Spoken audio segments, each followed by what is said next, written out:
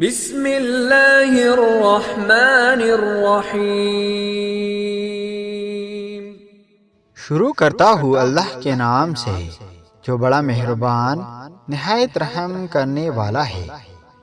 دوستو، ایک حدیث میں حضرت ابو ہریرہ رضی اللہ تعالی عنہ سے روایت ہے کہ جناب رسول اللہ صلی اللہ علیہ وآلہ وسلم نے ارشاد فرمایا، جو شخص ایمان اور ثواب کی امید سے رمضان کے روزے رکھے تو اللہ تعالیٰ اس کے گزشتہ گناہوں کو بخش دیتا ہے۔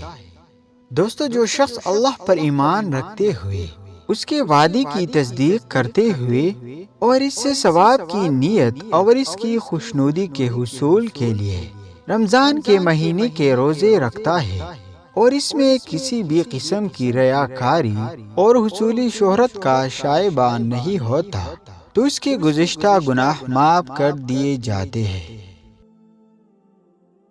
دوستو، مزید اسی طرح اسلامی ویڈیوز دیکھنے کے لیے ہمارے channel M Islamic short video کو سبسکرائب کیجئے اور بیل آئیکن کی بٹن کو دبا دیجئے تاکہ ہر ویڈیو کا نوٹیفیکیشن آپ تک پہنچے۔ شکریہ۔